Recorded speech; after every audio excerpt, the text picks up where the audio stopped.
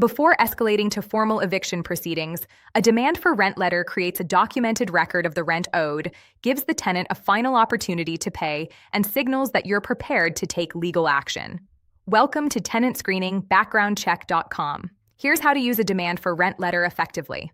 A demand for rent letter is a written document sent to a tenant who is delinquent on rent, formally demanding payment of the full amount owed by a specific date. It is different from a pay or quit notice. It's a professional communication that may resolve the issue without formal eviction proceedings. The letter should state the rental property address, the period for which rent is owed, the exact amount due, the deadline by which payment must be received, and the consequences of non-payment, including formal eviction proceedings.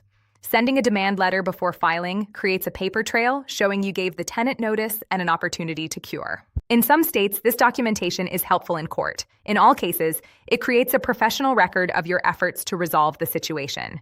Retain proof of delivery, certified mail with return receipt, or personal delivery with a witness, so the tenant cannot later claim they didn't receive it. For the free demand for rent letter form and landlord resources, visit tenantscreeningbackgroundcheck.com.